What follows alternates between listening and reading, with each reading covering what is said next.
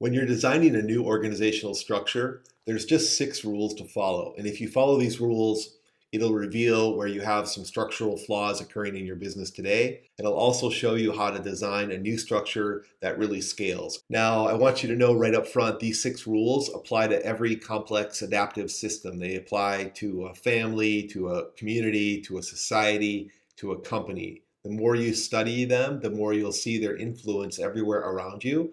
In fact, they get to be pretty profound. So what I'm going to do in this video, though, is just give you all 6 rules up front, give you a short overview of each one. And my intention in future videos is to break down each rule a little bit further to build up color and context and your awareness of where you might be violating some of these rules in your own company. I'm going to put all 6 rules here on the screen. If you're able to hit pause and read them, it'll make the rest of this video a little bit easier to follow. So let's start with the first rule. If the strategy changes or the life cycle stage changes, you gotta change the structure. And the reason for this rule is inertia. Inertia just means things continue to do what they've been doing. So if you create a change in strategy, but you've done it on your old structure, guess what? You're gonna get the old strategy. You have to change strategy, and then the structure must support that new strategy. If you leave the old structure in place, very likely the status quo is going to perpetuate. A life cycle stage change just means like a phase shift. Imagine growing from a teenager to a young adult. Well, you got to add new structures to your life to navigate those changes, right? It's the same thing for business. I'm going to show you what structure to apply at different life cycle stages in future videos. That's the first rule. The second rule of structure is this: don't allow short-range functions to control longer-range ones. So this rule is really easy to see in your personal life. Okay, imagine you're working 60, 80 hours a week. It's crazy. You're just trying to get over the hump, and then you'll take a break. In that short-range time pressure period, you're more stressed, you're less present. You don't have the capacity to really focus on the long range. Business is the same, and every function in the business needs to be under short range pressure to meet client needs. But the kicker is this: not every function can fall prey to short range pressure. So if you take a short range function like sales or demand generation, we want that function to be under a lot of short range pressure to drive qualified leads and move the revenue needle, right? But what if we were to co-join a function like sales with brand marketing? Brand marketing, notice, it has to keep a long-range orientation. If you collapse brand marketing and sales together, sales is going to tend to overpower brand marketing, and you'll end up with your brand marketing function looking like a sales support function instead of a category building narrator that sets the brand pace and architecture for the next stage of growth. So be very mindful to not collapse long-range functions under short-range ones. That's the second rule of structure. The third rule of structure is this: don't allow efficiency functions to control effectiveness ones. So efficiency just means to make things repeatable, controllable, high quality, scalable. Okay? It's to do things in the right way. Effectiveness, on the other hand, is to try stuff, break glass, be adaptable to change, right? Doesn't matter how we get it done. We just got to figure out the right thing to do here. Feel the tension there with me. So the rule is written: don't allow efficiency functions to overpower or control effectiveness ones, because if you do, you'll lose organizational effectiveness. For example, no one in their right mind would put their sales team under a Six Sigma operational environment. Right? The minute you do that, actually, it might feel good for about 2 weeks because those pesky salespeople are finally following the sales process and doing what operations wants them to do, right?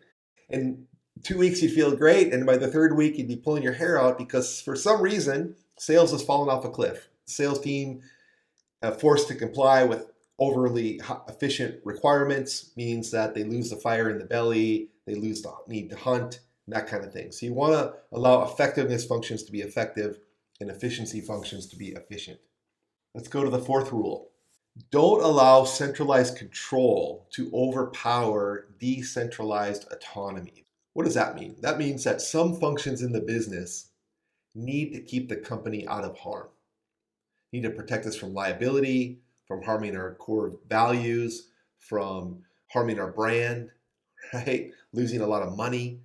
So we got to keep control over some things. But what happens is the minute you exert more control, you snuff out autonomy. Autonomy is the freedom to make decisions, delight customers, get stuff done, be disruptive, be innovative. You with me? The more control, the less autonomy. And so you have to have a way to balance out in the business where you need to have higher control. In my designs, I typically do that by putting more control over functions that are closer to the company: finance, legal, HR, admin. Okay, and we push more autonomy to those functions closer to the customer: demand generation, sales, customer success, and that kind of thing. Now, just notice with me, there's always a tension here. And the goal of getting your structure right is to be able to balance those tensions so you get the right things for the business. More specifically, so that you get more autonomy where you need it and more control where you need it, and you don't let control overpower autonomy.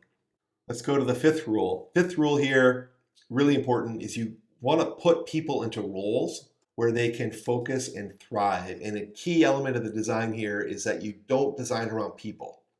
You design your business around functions, location, and authority using these rules of structure. And once you've got your design right, then I'm going to show you how to match people into roles where they can really focus and thrive. Don't do it the other way around.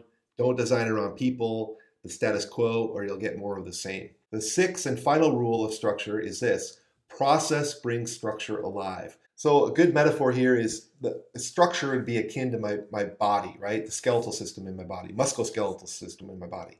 If my hip's out of alignment or I have a curved spine, I'm going to be in pain. I'm not going to be able to thrive no matter what. So I got to have my system in alignment.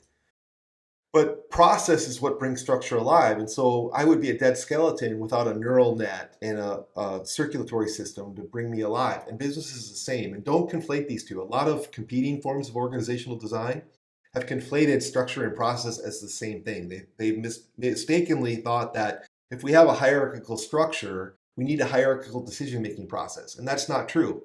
In fact, you need a hierarchical structure, even a flat one, in order to have a decentralized, autonomous decision-making process.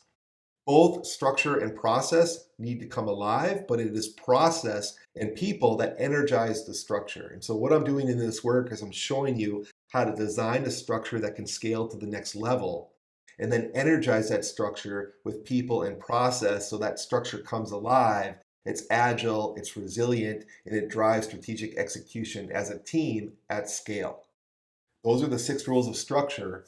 I'll break them down a little bit more in future videos, and I appreciate your time.